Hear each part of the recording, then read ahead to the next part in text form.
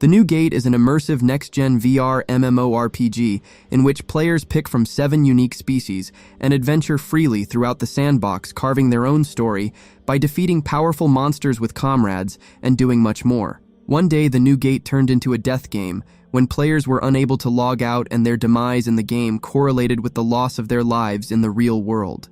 Shin rose through this ordeal and made a name for himself as a powerful player, defeating monsters and saving his comrades. It was deduced that to free themselves from this nightmare, they had to fight their way to the end. Shin set off from his home base and left his NPC party to solo the game. After blazing through the challenges, the elite player is faced with the final boss. After a few exchanges with the powerful foe, he lands some critical hits and defeats the boss with perfect sword technique I presume he learned from Mihawk. With the Gatekeeper origin conquered, Shin acquires the titles Critical, Achiever, and Liberator. The system also informs him that the dungeon has been cleared and players can now log out. Shin summons a scroll to check if everyone managed to leave the game. The names of the players begin to disappear from the scroll, indicating that they are successfully signing off. After a short while, all other names disappear from the scroll apart from his. As he prepares to say goodbye to the game, the gate opens again to his surprise, and he's overwhelmed by a bright light. He regains consciousness on a field and wonders if he's still in the game since he's dressed the same. Shin picks up a petal that lands next to him and realizes that it feels too realistic.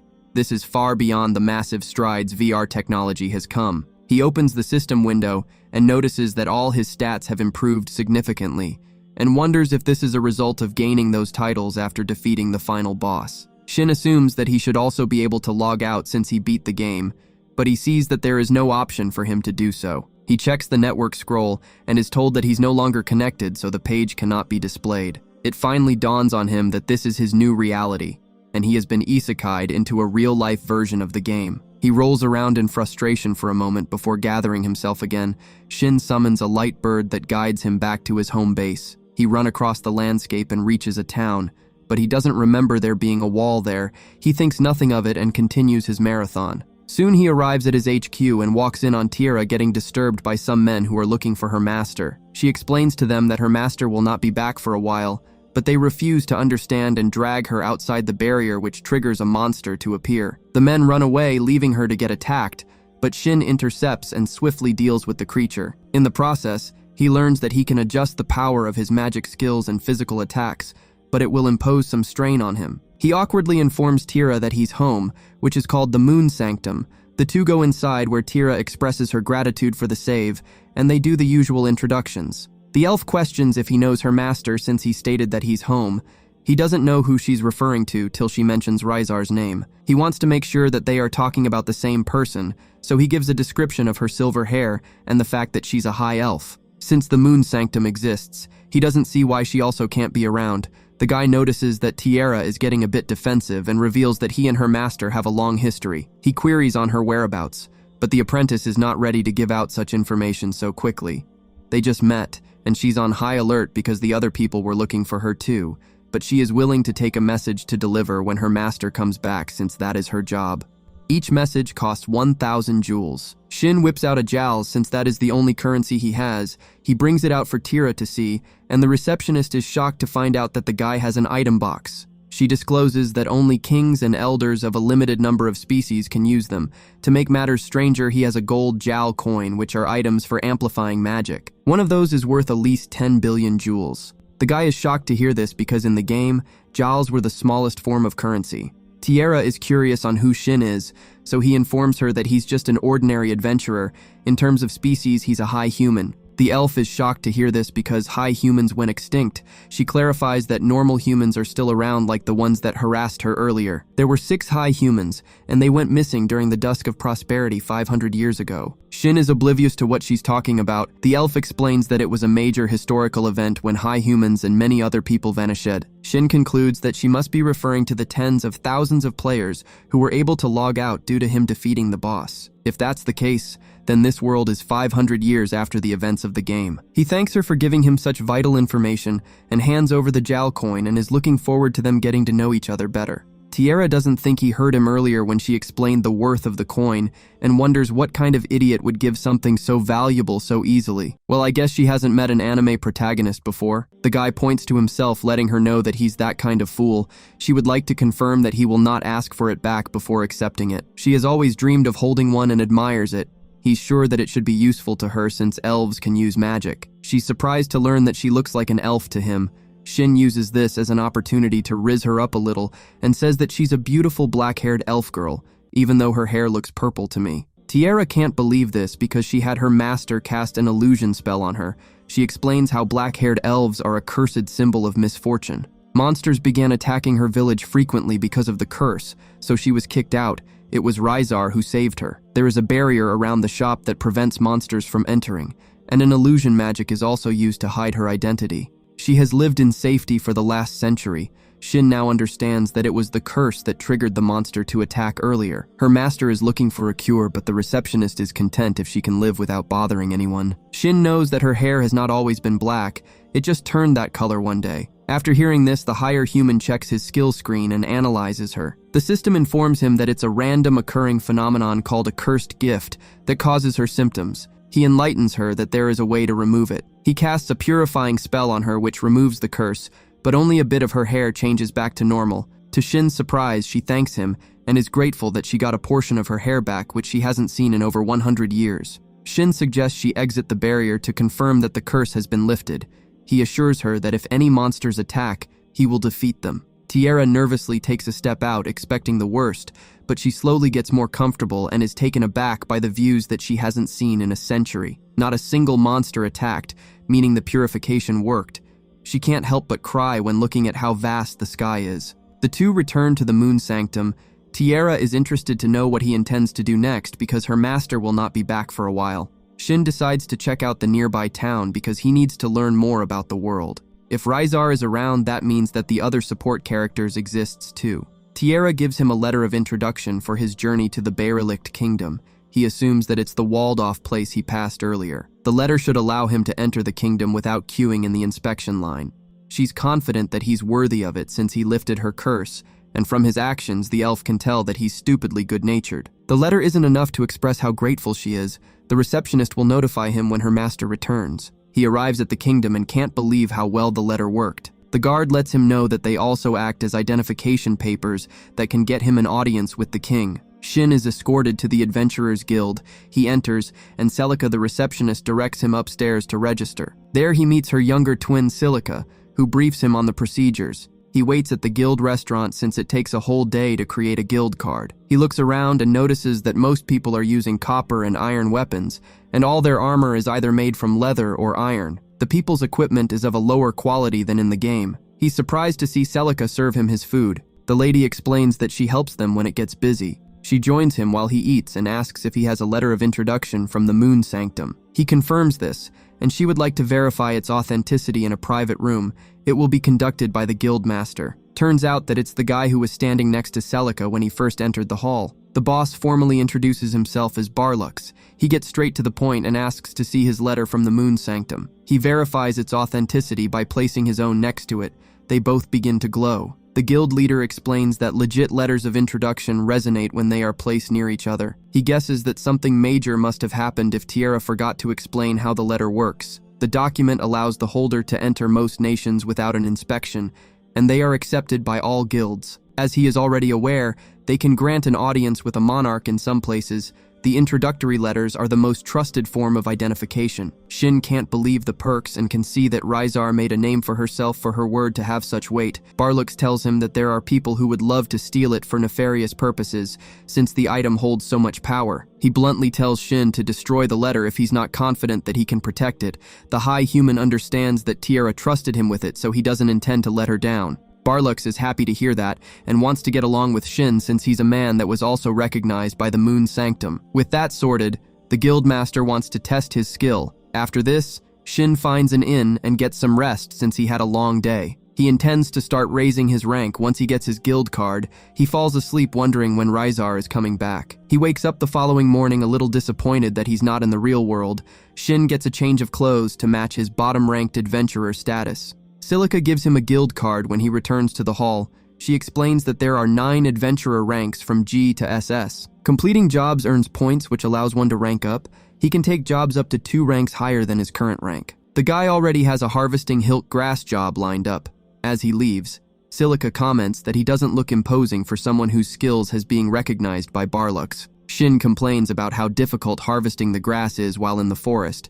He's sure that the monsters in the area are weak enough to be defeated by his low-ranking equipment. An enemy pops up on his heartbeat sensor, so he decides to go check since its movement is odd. Shin meets a high-level skull-faced Jack. He recalls some adventurers talking about how it attacked and ended someone. Shin lunges first, but it blocks. He can see that it's a unique creature because he has never seen an undead monster wielding a light-type sword. He continues his assault, but it does little damage, and his blade is already worn out. It only has 1 blow left, so he removes his limiter. His power explodes, and he lands a critical hit on the monster's core, defeating it. His blade shatters in the process. Unfortunately, the light weapon is sent flying. He's a little disappointed, but he has got a gemstone from the creature. With that encounter, he has figured out how strong he is in this new world, and confirms that it's a real-life version of the game he played, and can't wait to have some fun. Meanwhile, the light sword lands in the king's castle, causing a commotion. The guards rush into the room and are gobsmacked. Lady Royne gives the order for them to call an appraiser to determine the weapon's material composition. She also wants them to find out who launched it into the castle. The lady is sure that whoever performed this feat is powerful indeed. Meanwhile, Shin arrives back in town to find a crowd gathered around some badly injured adventurers. He is told that they were attacked by a skullface in the northern woods. He guesses that the wreckage he saw was the aftermath of the attack. He makes his way to the guild, which is busy due to the skullface incident. He informs Celica that he has defeated the skullface Jack and has recovered the gem. The receptionist is flabbergasted hearing this. He also adds that the creature was wielding a massive sword, and he shattered his own in the process of defeating it. Celica makes him aware that such a monster is not easily slain. Els joins the conversation and is shocked to hear that Shin defeated the monster alone. He confesses that he has no way to prove it. The high human didn't loot its gear because it was unimpressive. Els lets him know that one would need to be at B rank or have a small fortune to be able to acquire Jack-level gear. She suggests they examine the gem since it contains the monster's mana. They should be able to clarify his claims. Shin learns that the northern wood has the ripe environment for creating the undead. The savage monsters take a lot of lives in that area, so lingering grudges of the fallen fuse together to birth the undead. However, the mana of the woods isn't strong, so it's rare to see a Jack-level monster. Shin reveals that the skullface had a level of 359. The ladies are shocked to hear this. Els tells Celica to quickly confirm this with the gem. The elf is surprised by how nonchalant he is about the whole situation. If what he says is true, that means Shin alone is as strong as an A-rank party. After hearing this, he pleads for Els to keep this achievement a secret, as he doesn't want to attract attention. He goes to the restaurant while he waits for the results. Celica pleads with him if he would share his table with a fellow adventurer, which he consents to. The whole place goes quiet as Wilhelm takes the seat next to him. Shin recognizes his weapon as the legendary spear Venom. Its abilities rival those of mythic arms. The high human checks his tablemate's level, and it's 188. Wilhelm guesses that he's a new adventurer since he's not intimidated by him. The spearman introduces himself as a hunter of the undead. The others cringe when Shin asks about his pale skin. Wilhelm tells him that his weapon has a drain ability. It consumes its victim's life force and transfers it to the wielder. After enjoying his meal with the vampire, he goes to the library to learn more about this new world. He picks out a couple of books and reads about the Dusk of Prosperity event. The guy now understands why the mass logging out of the players caused such a confusion. Shin learns of the different types of races in this world, which are the same as the game he played. During that interval, Barlux calls a special council to confirm that the skull-faced Jack has been slain. Aldi is shocked that the Slayer didn't take its armor.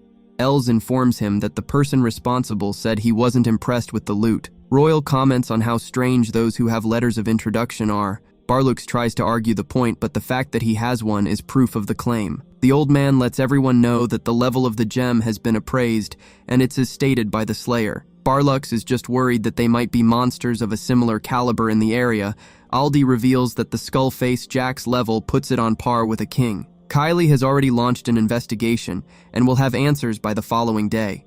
Aldi would like information about the unusual equipment the monster was brandishing and the person who defeated it. The guildmaster is willing to give details about the weapon, but informs the knight that the Slayer wants to remain anonymous. Aldi tells the members of the council that the monster was defeated the same day the sword flew into the castle. Some believe that the two incidents are related. He drops the bombshell that the sword is permanently enchanted with light element and is made of an alloy of magic steel and mithril. This means that the weapon is comparable to, if not greater than, their nation's royal sword. That is why it is imperative to get more details about the Slayer, as he defeated a monster wielding such a blade. We cut to Shin, who has obtained some meat skewers after a long day of learning. He wonders what to do next when he spots a beast girl called Millie looking interested in his food. He offers her some, which she takes, and calls him a nice guy. He makes sure that she's not lost. The beast girl points to Wilhelm as the one who's to pick her up.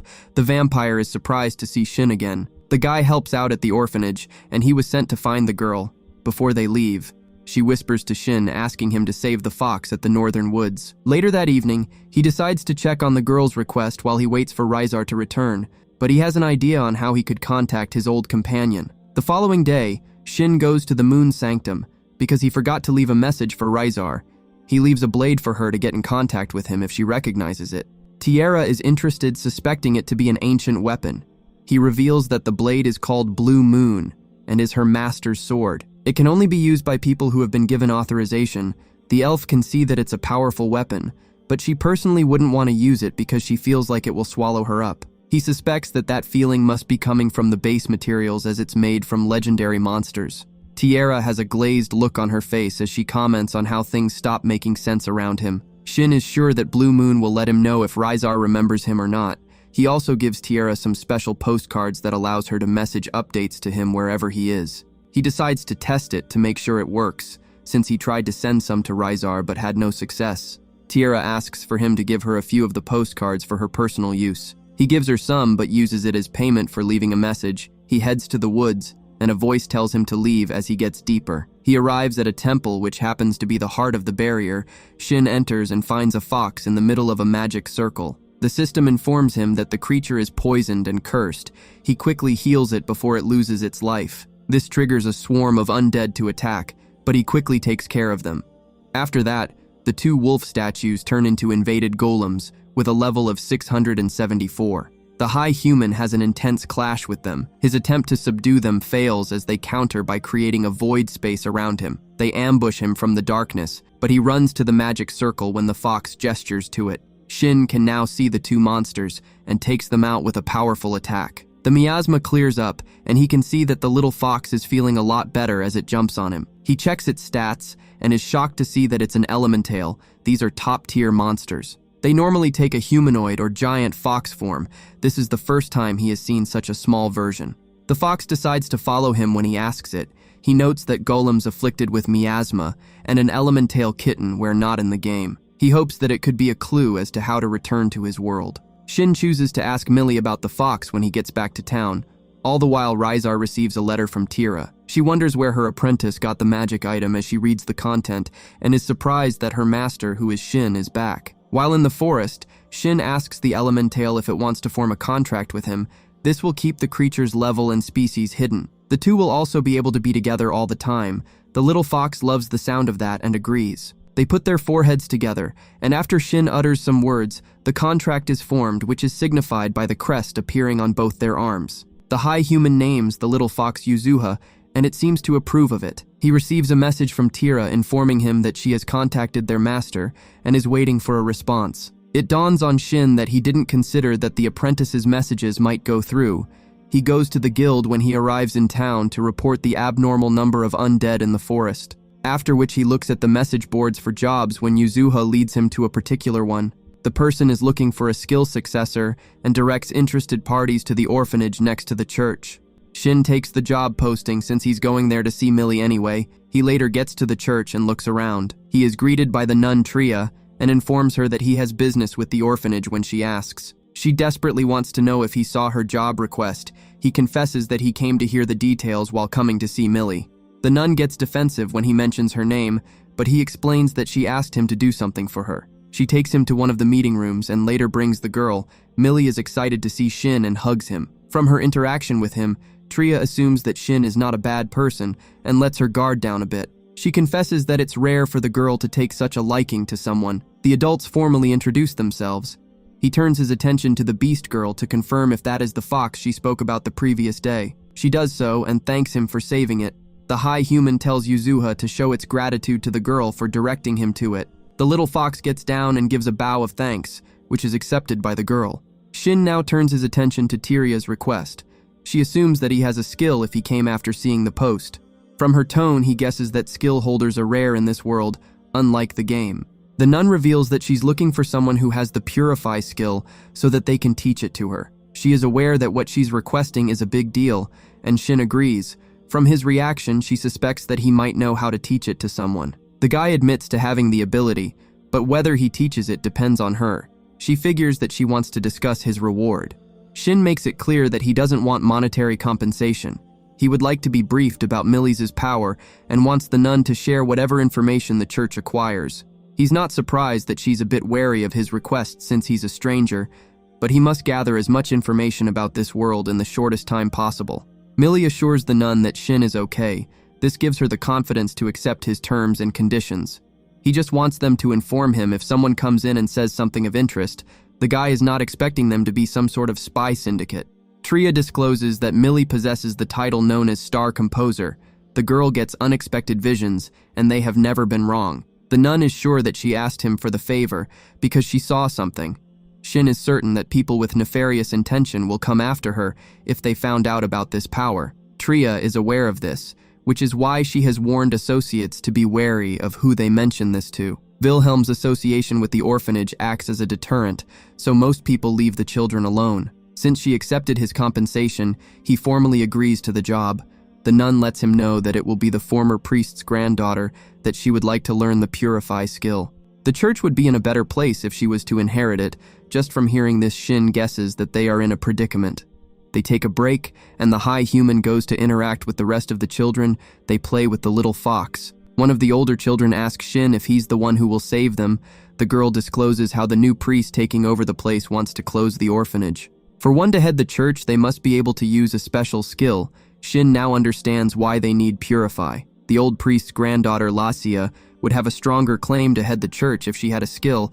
The kids confess their dislike for the priest since he's someone who only cares about money. Tria later comes out and sees that the children have warmed up to Shin. He returns inside to meet Lacia. The girl stumbles on her words as she introduces herself. The senior nun admits that the girl can be careless, but she's hardworking. He makes it clear to her that whether she learns the skill is up to her. Shin questions about where large numbers of high-level undead appear. Tria states that the ghost plane are rather infamous. Wilhelm busts into the room to find out who took the job. He hostilely asks Shin of his objective and what information the nuns told him. He confesses that they basically told him everything. The vampire warns the nuns not to be so trusting, but they inform him that Millie gave them the go-ahead. He also falls in line after hearing this. Shin promises that he will not tell anyone of Millie's power or do anything underhanded. Wilhelm threatens to end him if he does. The beast girl calms him down, allowing Shin to explain how to get the Purify skill. He first gets them to promise not to tell anyone. The high human states one must defeat 200 undead, which are over level 150 to gain the skill, while also holding an item called a Holy Prayer Orb. Landing a finishing blow counts as an extermination, so he will incapacitate the undead so that she can finish them off. He also tells them that he has the Prayer Orb, which is difficult to obtain. The vampire is still not trusting of Shin, so he decides to join them. That night, he gets to know Shin better by inviting him for a drink.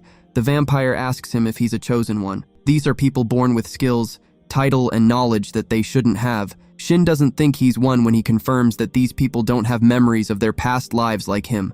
As they talk the night away, Shin can see that Wilhelm is just a good guy that people misunderstand.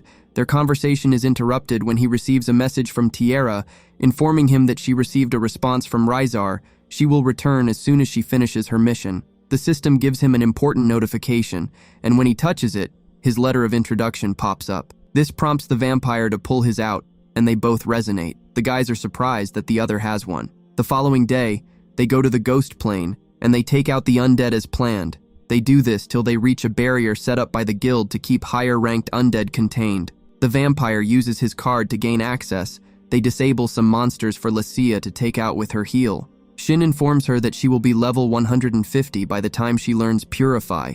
This has to be the biggest handout in this world's history. The girl screams when Wilhelm brings out a terrible creature for her to finish off. Elsewhere on the ghost plane, Lady Royan uses the new obtained weapon to defeat high-level skull-face jacks. She is impressed by how much easier it is to beat them. She admires the sword for a moment before expressing her worries about the other group. Razar volunteers to deal with it. The elf comes in clutch and swiftly defeats the monster that the other unit was struggling with. They all look at her with admiration. Razar casts a wide heal that restores everyone back to health, so they thank her for her kindness. The chief goes on his knees to properly show his gratitude because he saw no way for them to defeat the monster. But Razar draws the humble card and informs him that it was only possible because of the leader and his men. The leader knows this is Cap and thinks within himself that they had to dispatch elite units to take on the monsters, since certain undead shouldn't have been able to leave the ghost planes. Despite their large group, they were unable to defeat the monster that Razar took down alone, but he isn't surprised since she is someone who earned the favor of a high human. She interrupts his thoughts to tell him that she will search the area just in case there are more irregular undead that might have been missed in the report. Before leaving, she notifies him to launch the device she gave him if they encounter any danger. While doing the Naruto run through the forest, she says to herself how she cannot wait to see her master again. Elsewhere, Will is faced with one of the monsters which he easily takes down, but he allows Lucia to complete the final blow with her heal. While doing this, she is surrounded by a golden light that alarms both her and Will, but Shin assures them not to worry and enlightens them that this is standard procedure of what happens when a new skill is learned. Will notices that she is spaced out and frantically calls out to her with concern, but she tells him that she is fine, and all that was happening was that her mind was flooded with images of how to use her newly acquired Purify skill. She is grateful because now she would be able to save the orphans, so Shin congratulates her on this amazing achievement. He suggests they leave the sealed area after taking a short break, but as they speak, his familiar senses something in the distance which Shin is then alerted to.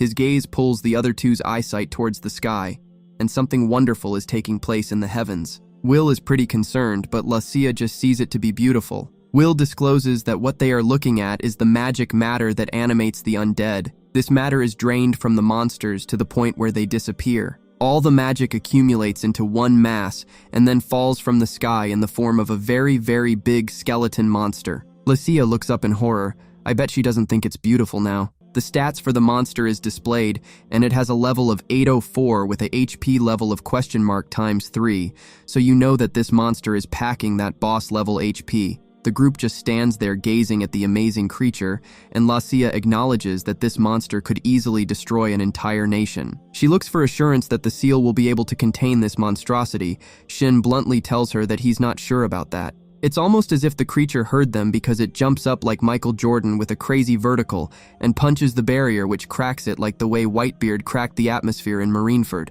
The nun falls to the floor in despair as the Lord looks at them and lets out a roar, rising an army of the undead to gather around them. Wilhelm puts Lucia over his shoulder and suggests to Shin that they break through and escape. The high human demeanor totally changes as he informs the vampire that he's staying back to stop the skull face. Lord Wilhelm tries to talk some sense into him, but he understands as soon as Shin removes his limiter.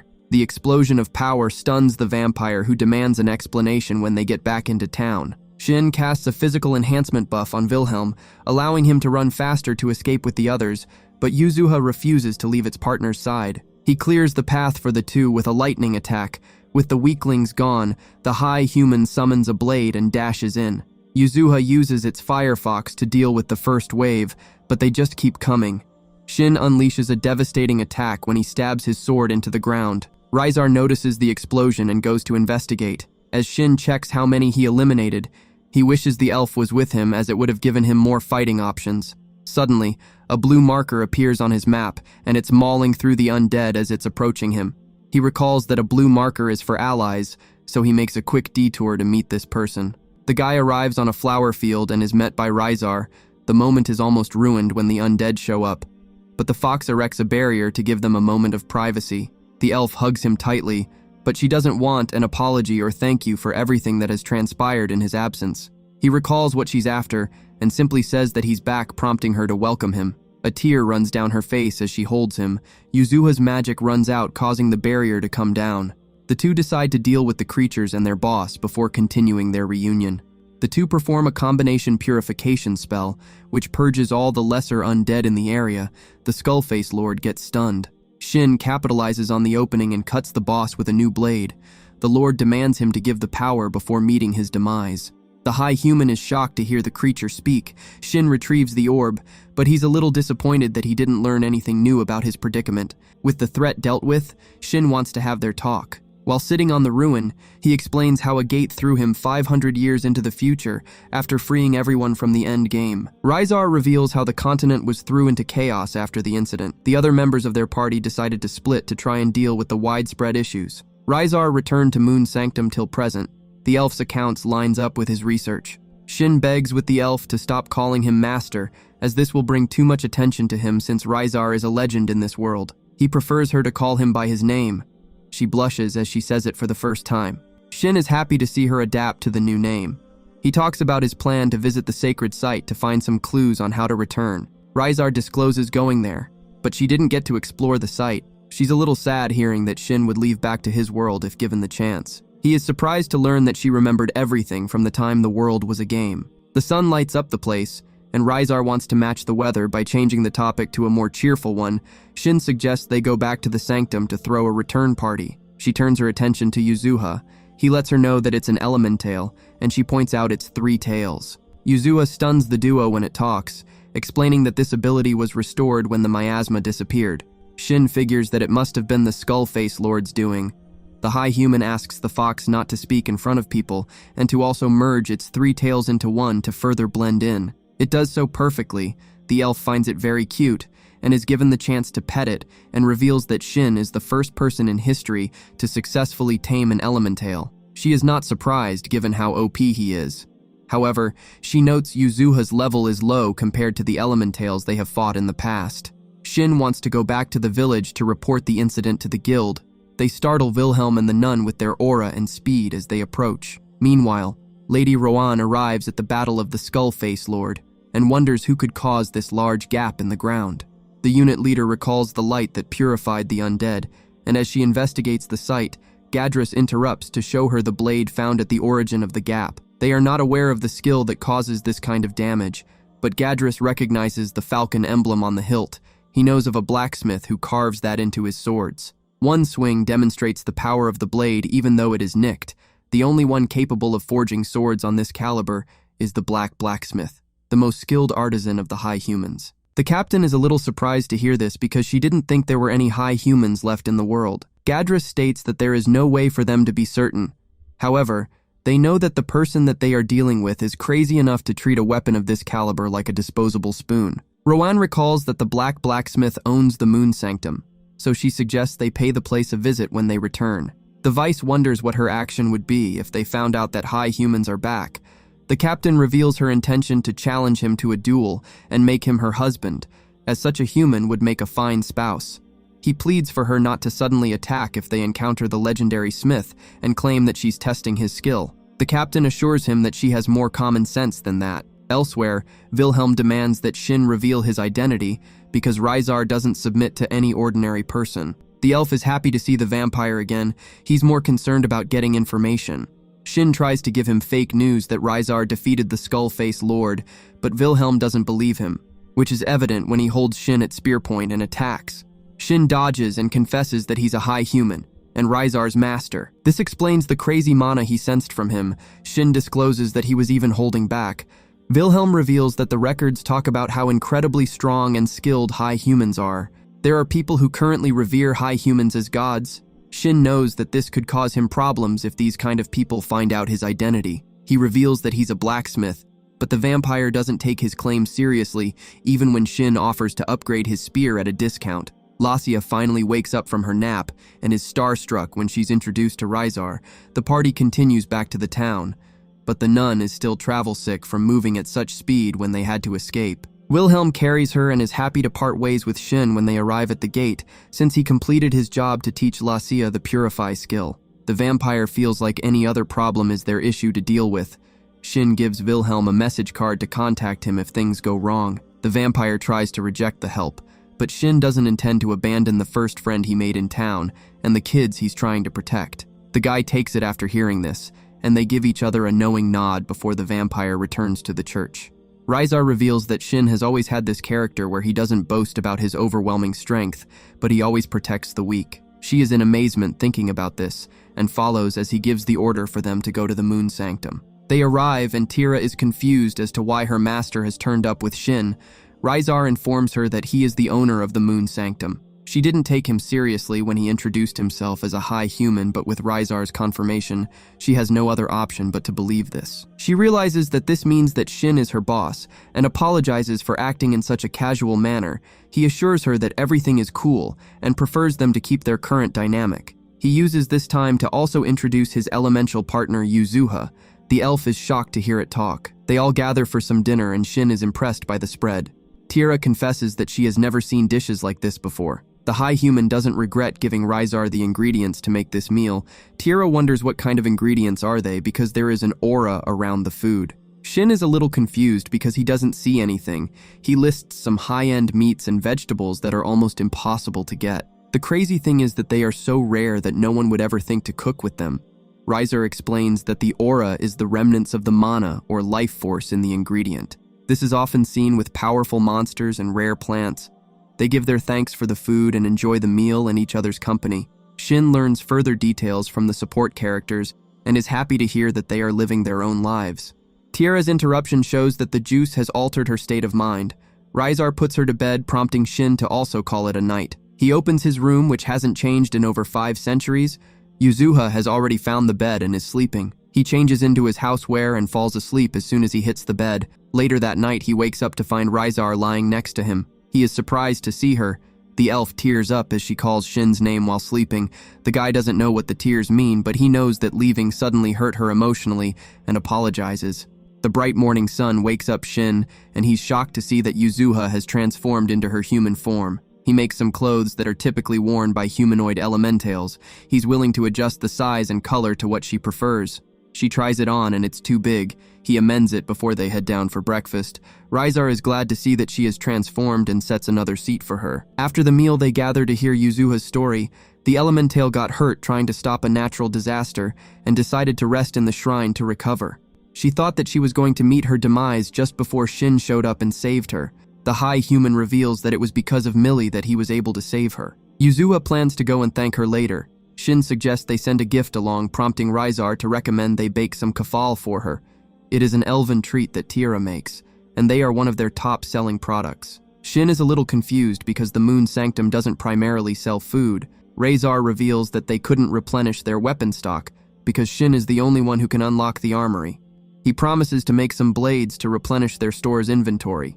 She changes the topic, stating that she would like them to meet Geralt. Shin is stunned to hear that he's alive because high beasts have a lifespan of 150 years at the most, and it has been 500 years since the dusk of prosperity. Rysar states that the guy doesn't have much longer to live, and he has been waiting all these years for Shin's return. It is disclosed that Geralt was the first beast king when he united the various beast tribes. The current king is the 8th, and has all the military might and abilities of a leader. This has allowed Geralt to wait for Shin in peace.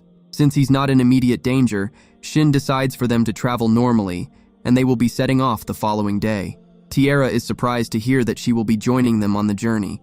Now that Shin is around, the shop can be moved anywhere. She has been locked up for a long time, so it would be good for her to see the world. Tira loves that idea, and they prepare for their trip. Rysar goes to report the Skill-Face Lord to the kingdom, and the rest sort out some other things. Shin decides to go to look for a job that is in the direction of Farnid, so that he can rank up as they travel. He also intends to visit the forge to make a few swords to stock up again. Rysar also suggests they create a party so that they can use voice chat. It is known as telepathy these days.